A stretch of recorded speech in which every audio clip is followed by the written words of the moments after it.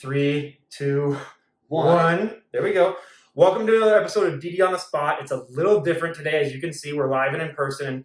I already told Elizabeth to not be checking out my gun so much. My eyes are up here, so she knows that. So at least we got that going. But yeah, she's on here to give us an update, what she's been up to, and yeah, just talk all things. We're in Rochester right now, which is where the Mayo Clinic is, the best place in the entire world. Basically, I think it's been voted. So at least there's that. And she's living literally right next to the high school that my roommate went to. So a lot to chat about. But Elizabeth, thank you so much for agreeing to do this. For sure. Yeah, it's going to be on. Well, to start this again, why don't you just give us an update? It's been over a year since we last had you on. What you've been up to? A lot of bodybuilding, Yeah. a lot of meals, a lot of weights lifted.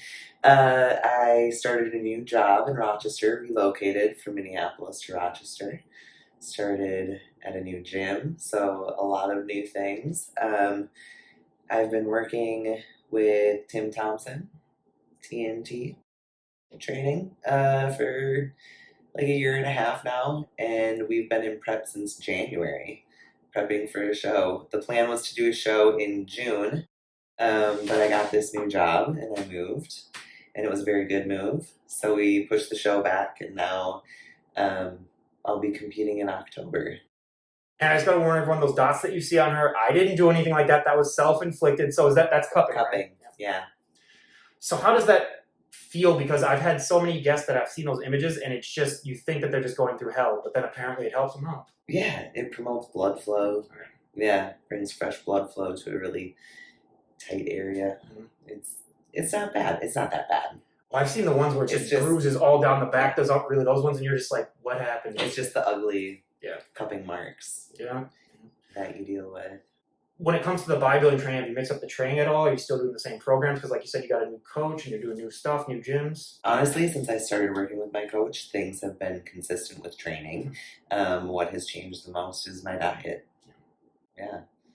Well, we're going to get a view of it later on, everyone, but she does have chicken literally right behind us in the camera here that she's been working on a few days worth, I'd say. But at least, like I told her before we started recording, she did spice it up a little bit and at least put some flavor and stuff on it. But what's one area of your physique that you think you've improved on the most since we last had you on? Ooh, I think unintentionally my quads. They grow the easiest. I think it's 12 years of hockey that make it's just like sad information. No, it's just because like I'm just looking at my calves right now this whole time, and my legs too, and I knew this was gonna happen if I did a live in person one, so I was like, Ryan, you know what, you just gotta suck it up. But yeah, that's also the last time that we talked, I made a comment about how I never train arms. We evolve as bodybuilders, right? Like constantly evolve and learn and improve. I train arms now. If you're gonna be coming here with that, say you didn't train arms, I would just be like, I don't know what I was doing. I was training shoulders, back, and legs, and then shoulders and back and legs, and I just never trained arms. Well, they incorporate in so many workouts though too, especially with back. Like when I was in really good shape, when I was doing rows or anything like that, that's a good enough, really arm workout enough as it is. But it's good to hear that you finally embraced the gym bro lifestyle, because all these years I've been trying to tell people it's all this is really arms and upper body. But yeah, and when it comes to just this prep in general, how is this prep compared to preps in the past? Has it been a little bit easier? Has it been harder with the move and everything? Not harder with the move. I had some like life things, right? Like I needed to pass my boards for school. My uncle passed away. I got sick. That all happened within 1 week. My body got really stressed. When you're super stressed, your body doesn't respond well. So I kind of learned what that looks like, why it's important to have all of these pieces into place. Like making sure that your routine is locked down, minimizing stress in your life in every area, because prep is a huge stress in itself.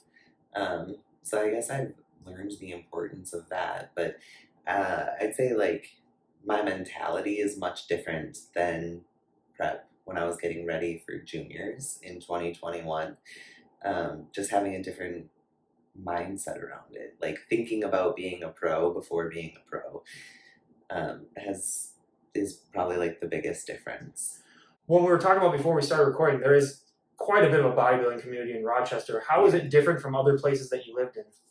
Ooh, Minneapolis to Rochester. Um, We can even go back to Austin, which, by the way, I thought we were going to do the podcast in Austin, so I was like looking up facts about the city and everything like that. Hormel. Hey, that's the birth of spam. Town. Yeah, exactly. Spam Town. My dad lives on that crap, so oh god, he got so excited when I was over at their house a couple days ago. And I was like, yeah, I'm going to go to Austin to do a podcast. And he's like, you got to bring me back some spam. So, but I'm not gonna lie, the spam museum is pretty interesting. Yeah, it's not bad.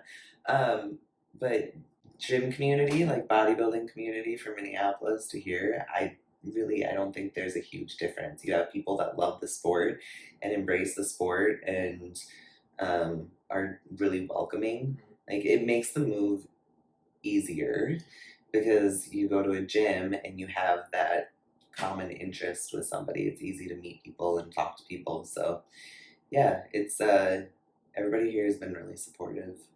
So what's it like? Because I ask this all the time, but like walking around looking the way that you look, especially we could even do like a segment where we just follow you around for like 10 minutes just walking down the street. But how do you deal with it as you're looking the way that you look right now?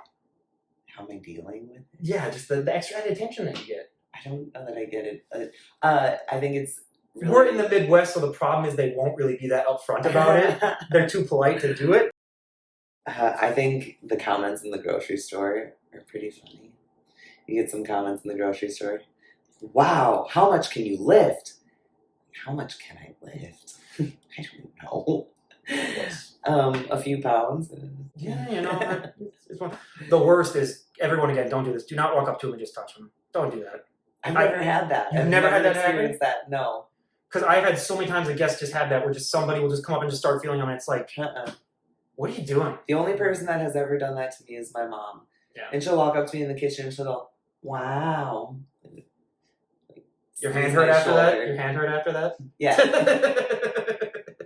No, I know. I need to at least get a little something out of this because, good God, I'm going to rewatch this podcast. I'm going to have to look at this the entire day, so I got to at least get a few jokes in there. But, I mean, just this whole mentality that you need to have for the sport. We talked about it before, but what's the most difficult part of this sport mentally? Because I would assume for different competitors, it's completely different. Ooh, that's a good question. Let me think on that for a second. Okay. The hardest part mentally. It's not the workouts. I love the workouts. It's not the cardio because I can put my music on or a podcast on and just get it done. Like the part where I'm like moving and just getting things done, that's okay. I think it's when you're exhausted and you just want a day where you don't have to do anything, but you still have to check off the boxes. And it's the little stuff like making sure your food is prepped, making sure you're ready for the work week. And I think what's different, like mental toughness, this prep versus my last prep, my schedule is different. So I work 45 hours a week on average. I leave for work at 6:30 in the morning and I get done with work around 6 at night. So it's like I need to make sure that my meals are ready to go. I need to make sure my gym bag is packed. I need to make sure that I have my EAAs for my intra-workout, my pre-workout, just like making sure that you have everything lined up and set up for success. That can be challenging when you're dragging really hard. So I think that has been the most challenging. Well, and you talked about a little bit before because you do work in the medical field and you deal with a lot of people that, maybe have injuries and they aren't able to work out or they just have all the excuses in the world. But how much do you take from your job and you use it as motivation for your own workout mindset? Because I'd imagine that seeing a lot of people that maybe weren't dealt the best hand in life, you can use that as extra add motivation when you do have those down times. 0%. You don't take any motivation from I try to leave everything at work. When I go to the gym, I will actually take 15 minutes to sit in my car and turn on my bodybuilding brain. I go from treating patients and I will take knowledge that I have built through training clients, personal training, weightlifting, CrossFit, bodybuilding, anatomy, like just everything that I have learned through my years of working out myself, and I will try to apply that to my career as a PTA, and I will try to like meet people where they're at and help them along the way and understand that not everybody is trying to be a bodybuilder or a competitor, but like how can I take the information that I know and help this person get back to recreational softball and feeling better, and like what piece of what I know can I teach them so that their life improves because they can move better. Like that's like my thought process. But as far as taking what I see on a daily basis and having that motivate me in the gym, absolutely not. I try to like dissociate the two worlds, because when I go to the gym, I am a pro bodybuilder. Like I'm not a pro bodybuilder. I have not turned pro yet.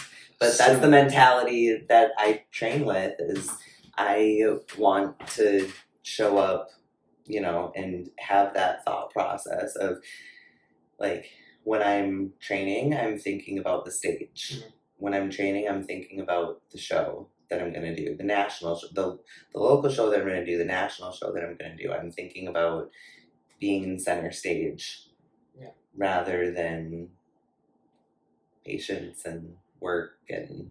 Meanwhile, when I'm going on my walk tonight, I'm going to be thinking about the 500-pound person that I saw and saying, like, okay, I'm doing those steps just so that I don't end up like that. I take that at least as my motivation, but that's just for me because I do it for a different reason myself. But social media, I mean, we're recording this on a phone. It's everywhere.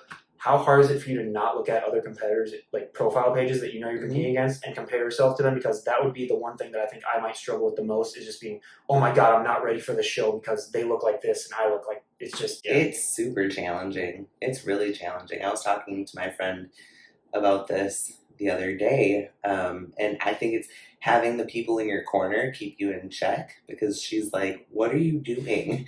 You're comparing yourself to an Olympian. Why are you doing that? So I think that is huge, is, having your people that you can text and talk to, and like my coach keeps me in check. I'm pretty sure I annoy the hell out of him. They're therapists, let's be completely honest. Yeah, definitely.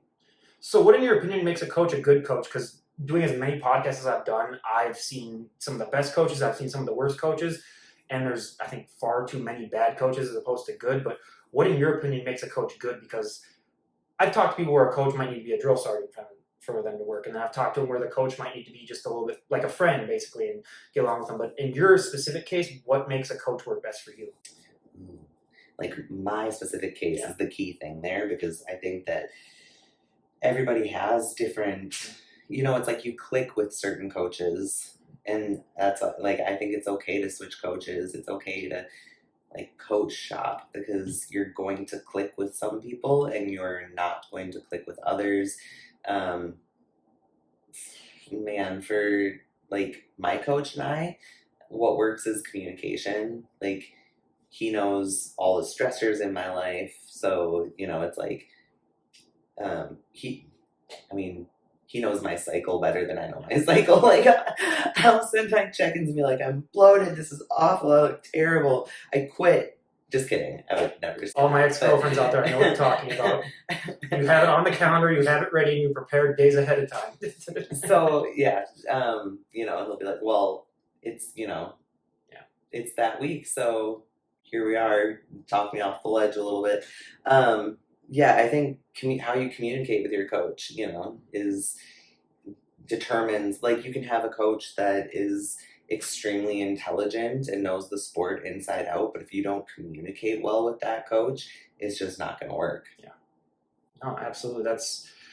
All the things that I've heard about with dramas with coaches, it really does come down to communication, really, when it gets down to it. But this sport, too, is just, it's judgment. Because, like, I was even texting people, because the Chicago Pros this weekend, for anyone who's wondering when it's recorded, and I was texting some guests that I had on that I was going to go and see, but I ended up not going, that, they might have gotten third place when they should have got first, and it's like, I don't know what these judges are seeing, and you try to do that. How do you deal with the mental fact that as soon as you step on that stage, it's out of your control, really?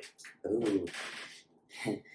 You just show up the best that you can. It's like, it's showing up to the competition or the show just knowing, like, I did everything I was asked to do.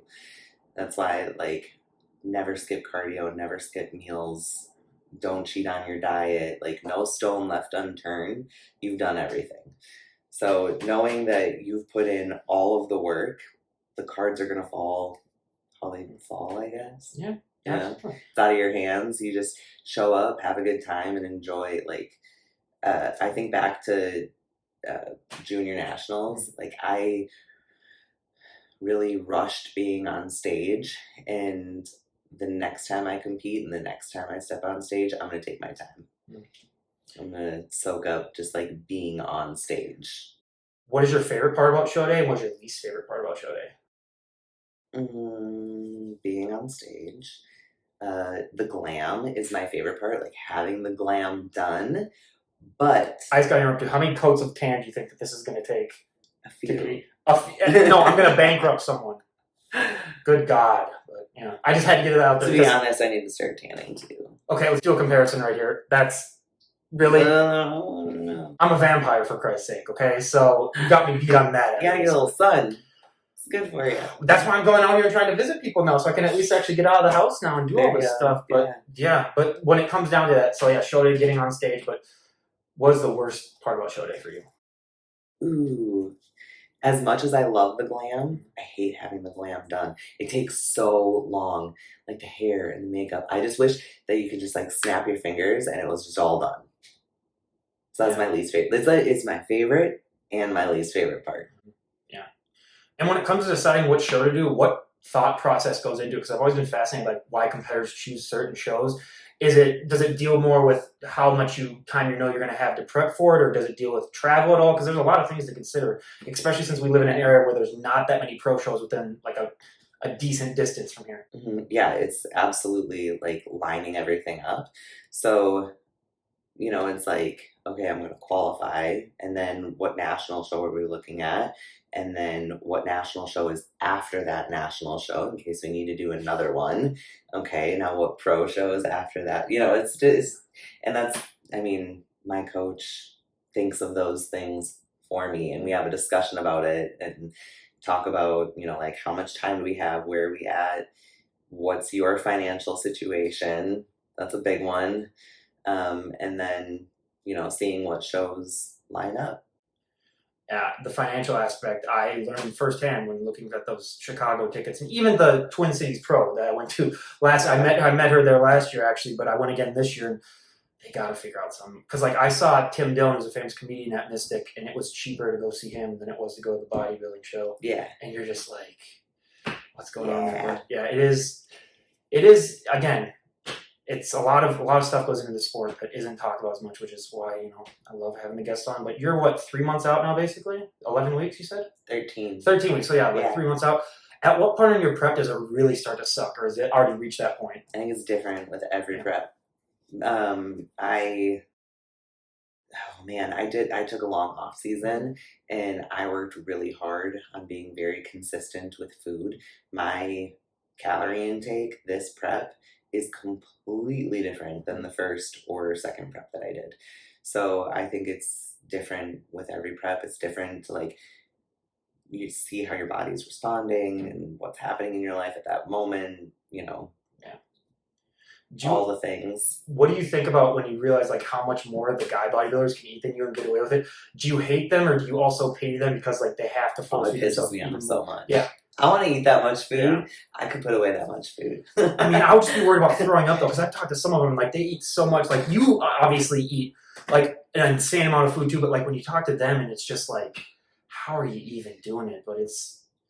No, I think like I would thrive on an open bodybuilder's diet. Yeah. When, this is terrible, when guys are like, oh, it's just so much food, I just don't want to eat it. I'm like, shut up.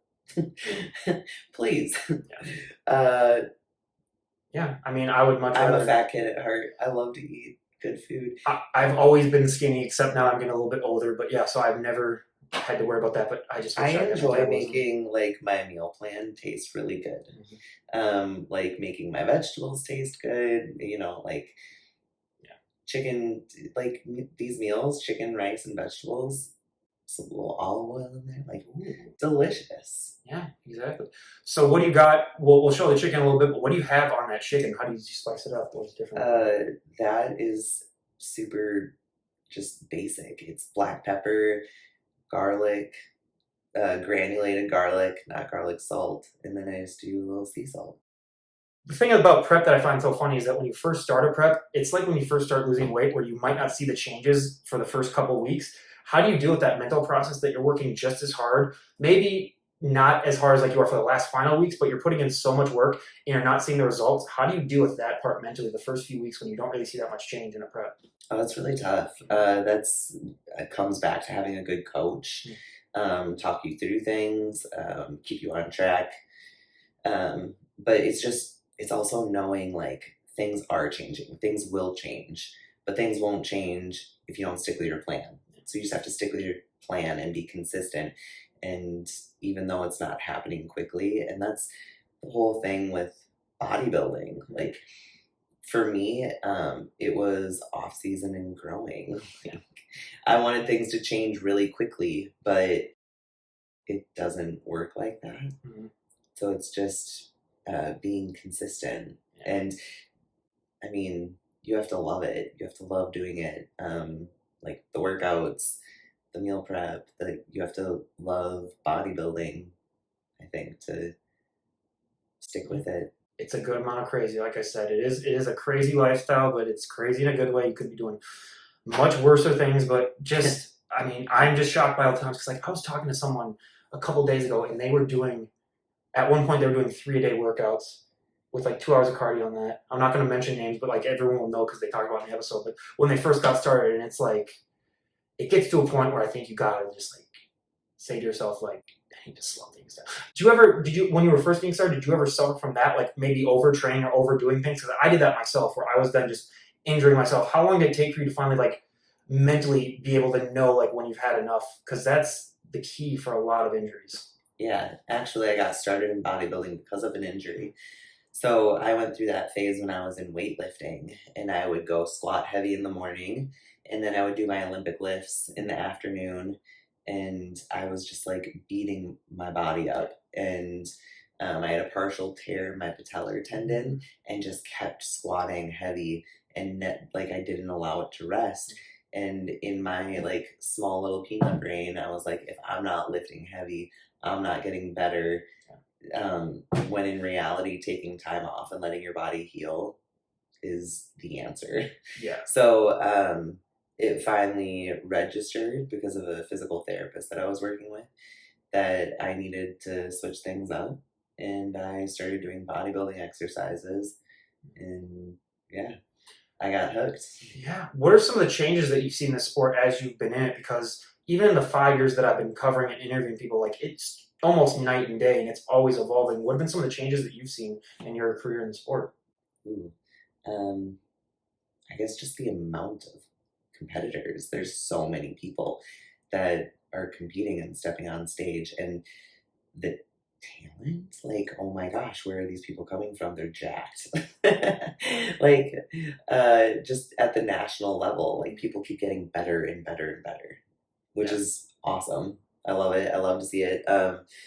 They're getting younger too. That's the thing too. Yeah. Like, there's people even in like their teens or early 20s that are Right. like, and you're just like, what? Yeah. Enjoy I would just tell them, enjoy your early 20s. And like, stuff like what's wild is on the pro stage, it's like the figure girls are as big as the women's physique girls. Mhm. And the women's physique ladies, like Natalia, almost looks like an open bodybuilder. Like she's huge. And then I really like seeing the femininity in open bodybuilding. Like there are a few competitors, like my favorite is Christina Nicole. She just won the Chicago Pro. But just the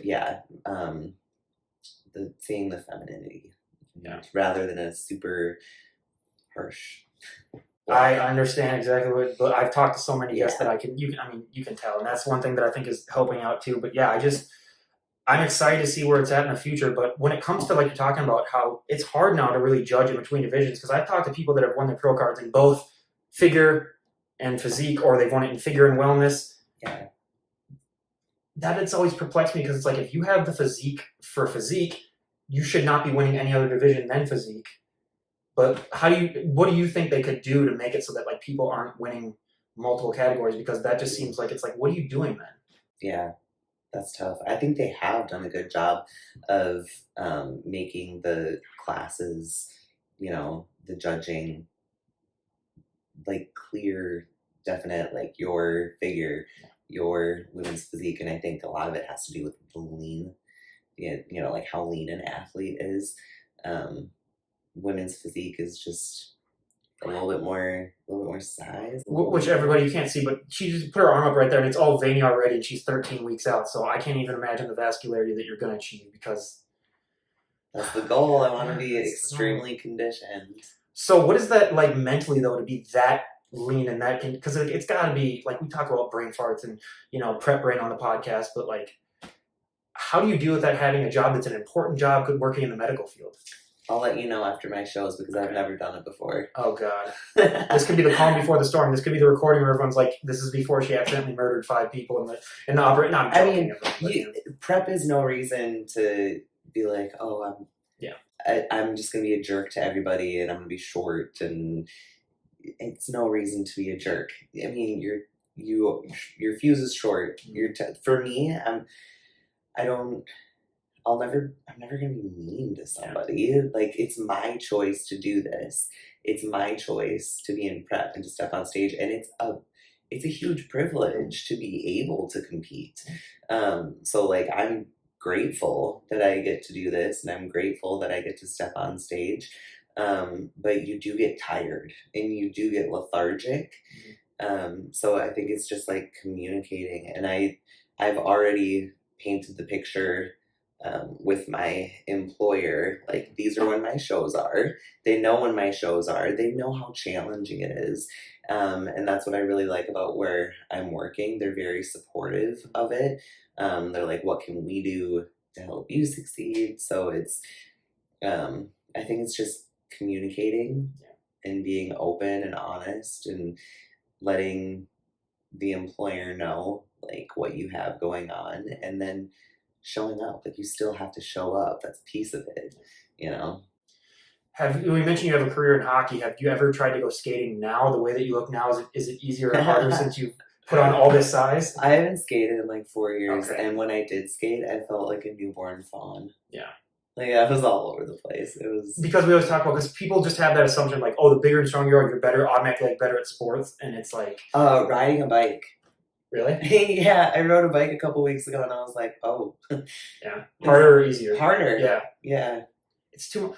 Yeah, it's a road bike, so it's like a very small bike frame built for like speed. And I felt very large. You think they would make? You think they would make better seats though? Because like if I haven't rode a bike for the whole winter, the first time you come on, like you can't even ride for like a week, or you can obviously even push through, but like, why wouldn't they make something more comfortable?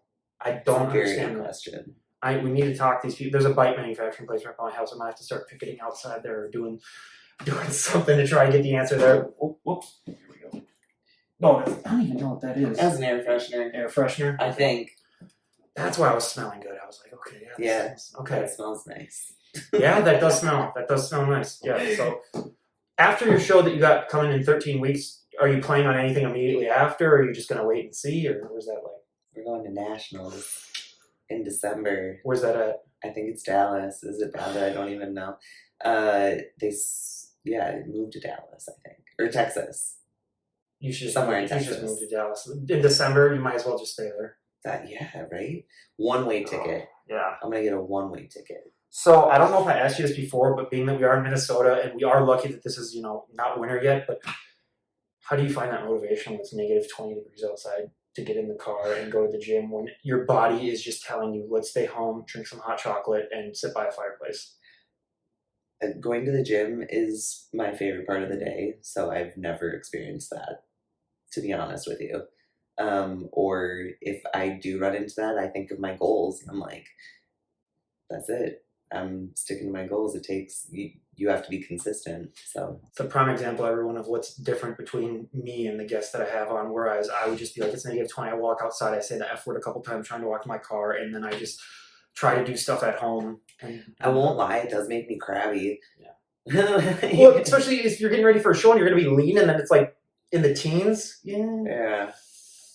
Again, more power to you. Again, that's why I think there's not that many. I mean, this is one of the healthier states, but it's not really bodybuilding central here. But yeah, it's could talk all day about all this kinds of stuff. But when it comes down to your nutrition, also we see the chicken there. What else do you plan? So like, let's go through your day. Like, what are you eating daily now? Right now, I'm still eating good. I'm not gonna lie. Like 13 weeks out, I don't call it like breakfast, lunch, or dinner. It's meal 1 through 6. So meal 1 is 65 grams of oats, 8 grams of coconut oil, a couple eggs, egg whites. Meal 2, 4 ounces of chicken, zucchini peppers, a little bit of olive oil. Same for meal 3. Meal 4, 35 grams of oats, 4 ounces of chicken. Meal 5, I get a little bit of rice and beef.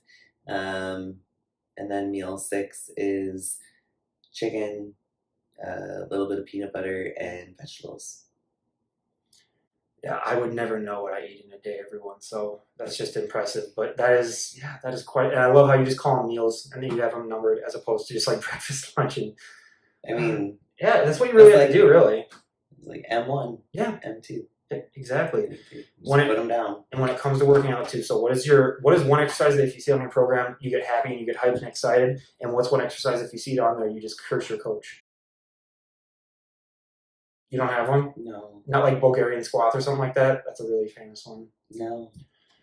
Well, aren't you perfect? I don't know. It's just the movements that you hate are the ones you have to do. Yeah. Like the things we're good at and the body parts that we already, that don't need to come up as much. Those are the fun days for us, obviously. I guess glutes. I really struggle growing my glutes, and so I have to do Bulgarian split squats, and I have to do RDLs. So that's just like what I think about when I'm doing those movements that aren't my favorite. Like I had this coach at one point for weightlifting, and he said, if you can't, you must. Like he said that all the time. Yeah. And that's just what runs through my head. If you can't, you must. So yeah, I don't know. Again, that's the mindset that you really need to have. For me, rowing was my favorite one. If it was anything like those with those, or even with like using the regular machines and just doing the row exercises were my favorite. And then anything legs. I'm sorry. All throughout college, if I knew it was going to be a leg day, it would just be having flashbacks right now. No, not because it would suck. It was just because you knew the next day waking up. Because I would sleep on the top bunk in my dorm room, so then just getting up and trying to get down on the ladder and the stairs and stuff. Yeah. I don't know. That's just so. Do you ever find it hard to identify or really communicate with other people about the struggles of being a bodybuilder because it's so specific? Like if you were to tell someone like if you were walking through and I'd be like, "Do you think I look fat?" or something like that, I would just say, "You're an idiot." Like look in the mirror. Or something. Like, do you find it hard to relate to people when it comes to specific bodybuilding stuff? Because the general public, first of all, isn't really that knowledgeable about the sport, and second of all, like when you're telling them like, "Oh, hey, is this back muscle of mine really taken off?" It's hard for them to really understand that. I surround myself with people in the sport, and I do not make it my job to explain the sport to people that do not know anything about it. That sounds bad. No, I know. If somebody asks me a question about bodybuilding, I will absolutely talk to them about bodybuilding. But if I'm hanging out with my coworkers, they don't want to sit around and talk about bodybuilding. They're not gonna, and like, for me to say something like, "Oh, I feel watery right now," right? Like another competitor is gonna be like, "Oh yeah, okay." Whereas, my mom, if I make that comment around my mom, she's like, she almost gets offended. Like, oh, she thinks I'm calling myself fat. I'm not calling myself fat. Or it's like, you have to be careful saying things like, oh, I have a lot of fat to shred off when you're already at a pretty lean point. But what people don't understand that are competitors is that to be stage lean is completely different than walking around lean. And, it's like another competitor can understand, like from week 13 to week 8 to week 6 to show day, like you are going to have to lose a lot of fat. But I try to be conscious about who I'm saying those things around, because I think that it can be triggering. Honestly, for people, Yes. it can be triggering. Like if I'm gonna walk around and call myself, it's like for somebody that doesn't understand stage lean versus walking around lean. If I'm walking around saying that I have so much fat to lose, like that can I would crank out the world's smallest violin, definitely be Yeah. like, no, but I totally, and it's great that you surround yourself with people and that there's at least a community that you can, because I've talked to probably over 100 guests where they just live in such a remote spot where they literally just have to do everything online. But one thing fascinating that I found the last couple of months that I've been talking to some guests is that I always just assumed that for competitors, their favorite time was like the stage lean, their favorite look. But a lot of guests that I've talked to talk about how like 4 weeks out or like maybe like 6 weeks out, that's actually their favorite because it's not sustainable, but it's more sustainable than that look on stage. Do you prefer the 4 to 6 week out look, or do you prefer your stage look? I like all of it, honestly. I love the whole process. Yeah, I guess like 8 to 6 weeks out is kind of my favorite. That's like that sweet spot where, I don't know, the diet phase hasn't set in. But then when you like get to the, diet phase, extremely lean, like that's fun too. When you start to look really freaky. When you look super tiny and then you go into the gym and you get a pump and all of a sudden you're just like vascular and shredded, like that's really fun, but definitely not sustainable. Do you sometimes live for that moment when you're walking in the gym? You might be like all covered up, and in the moment that you take off the stuff, do you ever live for like the reactions that you might get from people who might not, especially when you're that lean down? Because, like you said, you don't look super huge, but then as soon as you take it off, and I don't do it for anybody else. I know you don't. Like, it comes with it though. But to like look in the mirror and be like, "Dang, I did that!" Like that's really cool. Yeah. That I'm not like trying to like take my shirt off and flex on people. Which again is a good reason why I would never compete, because that would be me the entire time just showing off to people. So it ended up turning out well that I never competed. But yeah, no, I totally understand that how you don't do that for people and stuff. But I mean, it just comes with. I remember, especially in college, for me, it would just come with the territory where it just walking around. This is gonna make me sound really rude. But you don't, yeah. It's gonna make me sound rude, but I would actually prefer it if people didn't talk to me while I was working out. That's not rude. Okay, so everyone, this is a tangent for me. Okay, if you come up to me, if you ever see me working out, I tell my roommate this in college. Me and my roommate got into a fight over this because he's like, yeah, you want to work out together? And we tried it. I just can't work out with someone else. Where I got to be in my mindset because I'm hyper enough as it is that I need that deload time. So I even told him, I was like, I like you, we get along, but don't even come within like 100 feet. I didn't say it like that, but I was just like, so I understand that as well. Where it's like when I'm in the gym, do not even look at me. I mean, obviously you can, but like, yeah, don't even try to interact with me. Like when I'm getting close to the show, or like when you get that lean, your energy levels are low, you feel weak, and it takes like everything in you to just push through your workout after working an 8-hour day. So to have someone. Do you normally go after work or do you go before work? I go after work. Yeah, because usually before work, like getting close to the show, I'll have to do fasted cardio. So it'll be fasted cardio before work 8 hours, go to the gym and do my workout after work, do my post-workout cardio, get home, get everything packed for the next day, get to bed on time, repeat. So when you're like, do you take your shirt off and like get the flex on people? Oh, not even flexing, just like getting the reaction of like seeing everything. Yeah. At that point, I'm like, I just want to like get my workout in and head down, eyes forward, get the work done. Mm-hmm. But yeah, it's like I definitely do it for me. Oh, absolutely. Rather than the reaction. We could all name 100 people. I think individually we could that do that one show and then they just become a coach and then they're the biggest knowledge of the sport of all time and stuff. And they do not do it for themselves. They do it for others. But I'm being nice in this podcast. I'm not going to, name any names. But I asked you this question last time you were on. I asked it to every guest as we get close to wrapping things up. You could change one thing about the sport of bodybuilding and everyone would go along with it. What would be one thing you'd like to see changed? Oh, man. What would I like to see change? Prize money. Yeah. I had a cough there. That's it. Yeah, that's a good one. Prize money. Let's make it a little more fair, huh? That too. Just like Why the ladies making so little? Well, and people. I mean, obviously that's 100%. But like even the men are making crap. I'd say make it equal and fair, and then obviously pay the people more as it begins with, anyways. Because Let's pay the women as much as we pay the men. absolutely, yeah.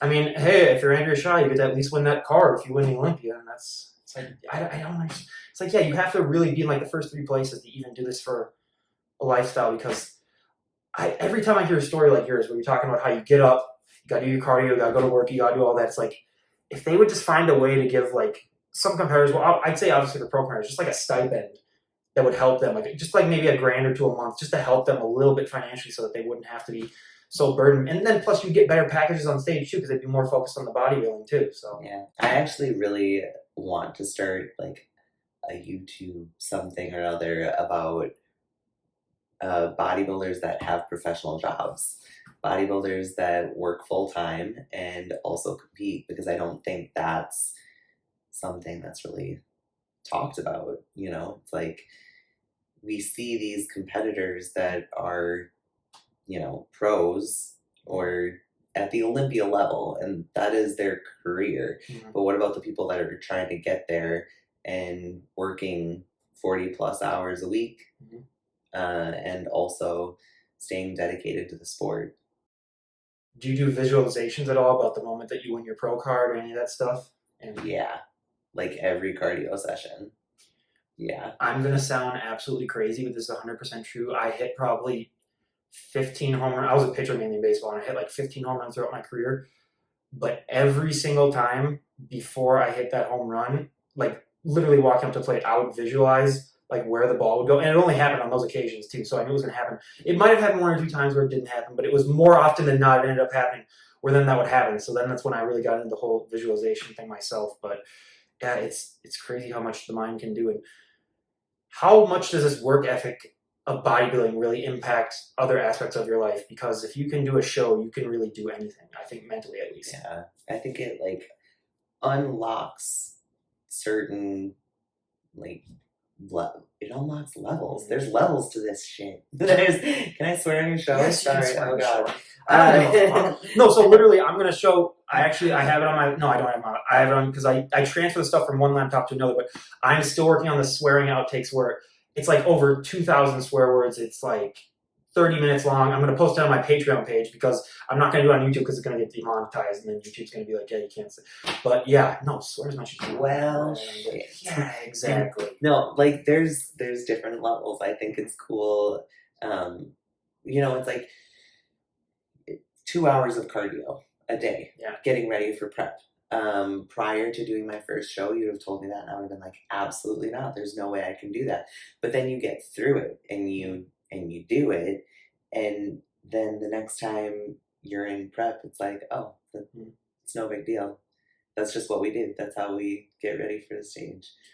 Yeah. What's the biggest misconception? I know, obviously, like you've said it multiple times, that you don't care about what people think, you know, just for people, but what would you say is probably the biggest misconception that you get a lot about being a bodybuilder? Oh, I love when you get close to a show and you start looking lean and people are like, oh, you look so strong, and it kills me. I'm like, you have like lift that fridge right there, basically. You're just like, yeah. Or at work, they'll be like, oh, you're so strong, you can move that. You could, and you're in an extreme calorie deficit and like just hanging on, and the stairs are a challenge, and you're like, I haven't told this story before, everyone, but when I was at my biggest, and this is like plus 20 pounds, like I was in very, very good shape. I was on a date and we were getting some water. We were at a Twins game. She couldn't open the water thing, so I was like, okay, I'm big. And I was like at my peak. I was like, okay, I can do that.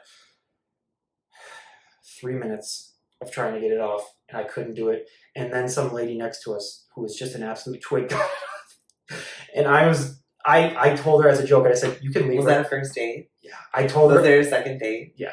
Oh, there was, but okay. Because I use my humor, because I totally understand it. But like, no, so I made a joke where I was like, you can leave right now, and I will totally understand. So like I said, I will pay for the Uber for you. So I know I always make a joke like that, but yeah, that's the fascination that people have, just like how they think you're so strong. I've always said they could do like a strength competition on the stage. people would be so surprised about Mm-hmm. how lean and just, how dieted down you are. But Yeah, your strength just kind of, it takes a hit. absolutely. Yeah. Yeah. And when we do have you on a year from now, where would you like to be at in your bodybuilding? Where would you like to be at just in your overall life? Obviously, you'll be in a new place like we talked about before, but what other things do you expect to be happening when we have you on in a year? I want to be getting ready to step on the pro stage.